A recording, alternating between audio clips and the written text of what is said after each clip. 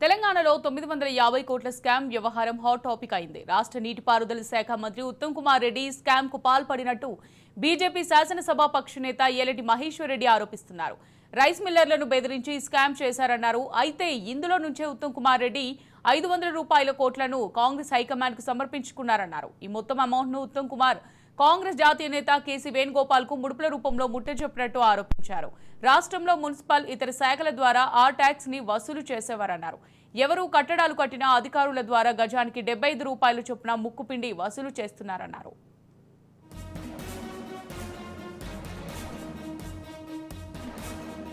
కాంగ్రెస్ ప్రభుత్వం కొలువు తీరిన నుంచే ఈ తంతు జరుగుతుందన్నారు. ఇప్పటికే ఈ విషయంలో భారీ ఎత్తున ఆ పార్టీ హైకమాండ్ కు దశలవారీగా ముడుపులు అందుతున్నాయన్నారు. అయితే ఆ టాక్సీ అరాచకాలు మరవక ముందే ఇప్పుడు కొత్తగా యూ టాక్సీ పేరుతో రైస్ మిల్లర్ల రూపంలో కోట్ల స్కామ్ జరగడం ఆ పార్టీ పాలనకు నిదర్శనమన్నారు.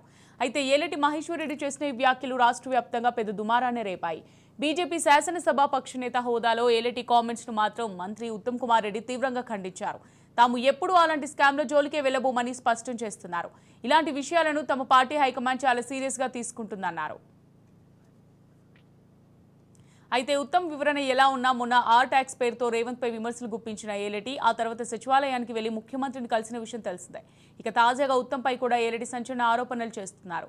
ఈ నేపథ్యంలోనే ఆయన ఉత్తమ్ కుమార్ రెడ్డిపై తీవ్ర విమర్శలు కట్టుబడి ఉంటారా లేక ఆర్ ట్యాక్స్ లాగే యూ ట్యాక్స్ వ్యవహారాన్ని వదిలేస్తారా అనేది మాత్రం వేచి చూడాల్సిందే మరి.